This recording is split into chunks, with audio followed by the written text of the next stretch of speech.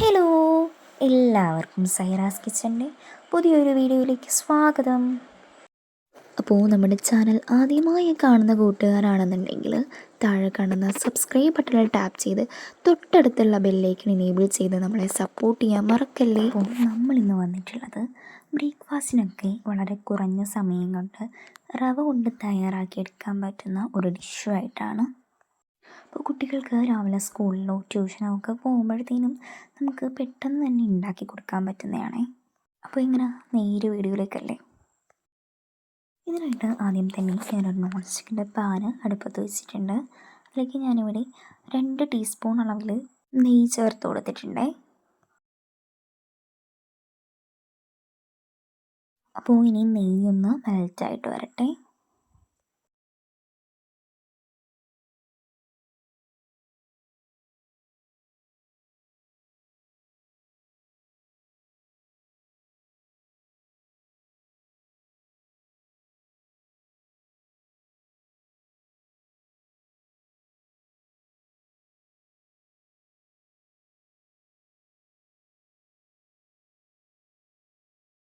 ഇപ്പോൾ നമ്മുടെ നെയ്യൊന്ന് നന്നായിട്ട് മെൽറ്റായി വന്നിട്ടുണ്ട്. ഇനി ഇതിലേക്ക് നമ്മൾ ചേർത്ത് കൊടുക്കുന്നത് റവയാണ്. 1.5 കപ്പ് അളവിൽ റവയാണ് ഞാനിവിടെ എടുത്തിട്ടുള്ളത്. ഇനി നമുക്ക് ഈ റവ നെയ്യിലിട്ടിട്ട് നന്നായിട്ടൊന്ന് റോസ്റ്റ് ചെയ്തെടുക്കണം.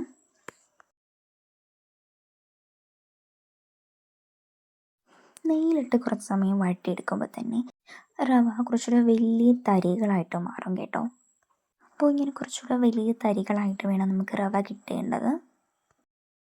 ഇനി ഇതിലേക്ക് ഞാൻ ചേർത്ത് കൊടുക്കുന്നത് ഒരു 1/4 ടീസ്പൂൺ അളവിൽ ചെറിയ ജീരകമാണ്. അതിനോടൊപ്പം തന്നെ പാകത്തിനുള്ള ഉപ്പ് കൂടി ചേർത്ത് കൊടുക്കുന്നുണ്ട്. നമ്മൾ ഈ ചെറിയ ജീരകം ചേർത്ത് കൊടുക്കുമ്പോഴാണ് കേട്ടോ ഇതിനൊരു സ്വീറ്റി ആയിട്ടുള്ള ആ ഒരു ടേസ്റ്റ് കിട്ടുക. ഇനി ഇത് ചെറുതായിട്ടൊന്ന് ഇളക്കി കൊടുത്തതിന് ശേഷം ഇതിലേക്ക് ഞാൻ ചേർത്ത് കൊടുക്കുന്നത് തേങ്ങ ചിരകിയതാണ്. 1/4 കപ്പ് അളവിൽ ചിരകിയ തേങ്ങയാണ് ഞാൻ ചേർത്ത് കൊടുത്തിട്ടുള്ളത്. ഇനി ഇതിലേക്ക് നമുക്ക് ശർക്കര പാനിയാണ് ചേർത്ത് കൊടുക്കേണ്ടത്. ഞാനിവിടെ 1/2 കപ്പ് അളവിൽ ശർക്കര പാനിയാണ് ചേർത്ത് കൊടുത്തിട്ടുള്ളത്. അപ്പോൾ ശർക്കര പാനി ചേർത്ത് കൊടുത്തു കഴിഞ്ഞാൽ നമുക്ക് നന്നായിട്ടൊന്ന് ഇളക്കി യോജിപ്പിച്ചെടുക്കാം. നമ്മൾ ആദ്യം 1/2 കപ്പ് ശർക്കര പാനി എടുത്തതിന് ശേഷം കുറേശ്ശെയായിട്ട് ഒഴിച്ച് മിക്സ് ചെയ്യുക. കാരണം എന്താണെന്ന് വെച്ചിട്ടുണ്ടെങ്കിൽ നമ്മുടെ ശർക്കര പാനിയുടെ അളവ് കൂടിക്കഴിഞ്ഞാൽ ഇത് ഭയങ്കരമായിട്ട് അങ്ങ് ലൂസായിട്ട് പോകും. അപ്പോൾ നമുക്കിതൊരു കറക്റ്റ് കൺസിസ്റ്റൻസിയിൽ കിട്ടില്ല. ഇപ്പോൾ നമ്മുടെ ശർക്കര പാനിയൊക്കെ ഒഴിച്ച് നന്നായിട്ട് റവയുമായിട്ട് ഇളക്കി യോജിപ്പിച്ച് ഈ ഒരു പരുവത്തിൽ എത്തിച്ചിട്ടുണ്ട്. പിന്നെ ഈ ഒരു സമയം പ്രത്യേകം ശ്രദ്ധിക്കേണ്ട ഒരു കാര്യമാണ്, സ്റ്റൗ എപ്പോഴും ലോ ഫ്ലെയിമിലായിരിക്കണം. റവ ഒരു കാരണവശാലും കരിഞ്ഞു പോകാനോ അടുക്കി പിടിക്കാനോ ഒന്നും പാടില്ല. ഇനി ഇതിലേക്ക് ഞാൻ വീണ്ടും 1 ടീസ്പൂൺ അളവിൽ നെയ്യ് ചേർത്ത് കൊടുത്തിട്ടുണ്ട്. ഫ്രിഡ്ജിൽ വെച്ചിട്ടുണ്ടായിരുന്ന നെയ്യ് ആയതുകൊണ്ടാണ് കേട്ടോ ഇങ്ങനെ കട്ടയായിട്ടിരിക്കുന്നത്. അപ്പോൾ ഇനി നമുക്കൊരു നെയ്യ് മെൽറ്റായതിനു ശേഷം ഇതെല്ലാം കൂടി ഒന്ന് വീണ്ടും ഇളക്കി യോജിപ്പിച്ചെടുക്കാം. ഇനി ഞാനിതിലേക്ക് ചേർത്ത് കൊടുക്കുന്നത് എള്ളാണ്. കറുത്ത എള്ളും വെളുത്ത എള്ളും രണ്ടും കൂടി 1/4 ടീസ്പൂണാണ് ഞാനിവിടെ ചേർത്ത് കൊടുത്തിട്ടുള്ളത്. സെസമി സീഡ്സ്, അതായത് എള്ള് നിങ്ങളുടെ കയ്യിൽ ഉണ്ടെന്നുണ്ടെങ്കിൽ മാത്രം ചേർത്ത് കൊടുത്താൽ മതി. ഇല്ലെന്നുണ്ടെങ്കിൽ നിങ്ങൾക്കിത് സ്കിപ്പ് ചെയ്യാവുന്നതാണ്. ഇനി നമുക്ക് സ്റ്റൗ ഓഫ് ചെയ്യാം.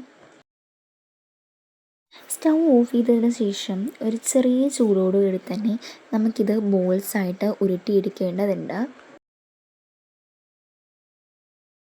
നെയ്യൊക്കെ ചേർത്ത് റവ നന്നായിട്ട് റോസ്റ്റ് ആയിട്ടുള്ളത് കൊണ്ട് തന്നെ വളരെ പെട്ടെന്ന് നമുക്കിത് ഉരുട്ടിയെടുക്കാനായിട്ട് സാധിക്കും. ഒരു കാരണവശാലും ഒരുപാട് തണുത്തതിന് ശേഷം നമ്മളിത് ഉരുട്ടിയെടുക്കാനായിട്ട് ശ്രമിക്കരുത്. ചെറിയ ചൂടോടുകൂടി തന്നെ നമ്മളിത് ഉരുട്ടിയെടുക്കണം.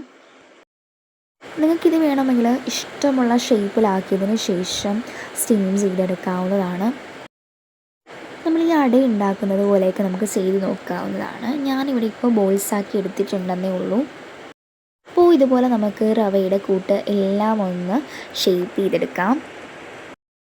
ഇനി ഞാനിവിടെ ഒരു സ്റ്റീമർ അടുപ്പത്ത് വെച്ചിട്ടുണ്ട്. അതിൽ വെള്ളം അത്യാവശ്യം നന്നായിട്ടൊന്ന് തിളച്ച് വരുമ്പോഴേക്കും നമുക്ക് ഈ ഒരു ഷേപ്പ് ചെയ്ത് വെച്ചിട്ടുള്ള ആ ഒരു ബോൾസ് നമുക്ക് ഓരോന്നായിട്ട് വെച്ച് കൊടുക്കാം. അപ്പോൾ ഇനി നമുക്കിതൊന്ന് സ്റ്റീം ചെയ്തെടുത്തിട്ട് വരാം. റവ ആയതുകൊണ്ട് തന്നെ ഒരുപാട് നേരമൊന്നും വേണ്ട കേട്ടോ ഇതൊന്ന് സ്റ്റീമായിട്ട് കിട്ടാനായിട്ട്. അപ്പോൾ ഇപ്പോൾ ഇതൊക്കെ നന്നായിട്ടൊന്ന് ആവി കയറ്റി ഞാൻ എടുത്തിട്ടുണ്ട്.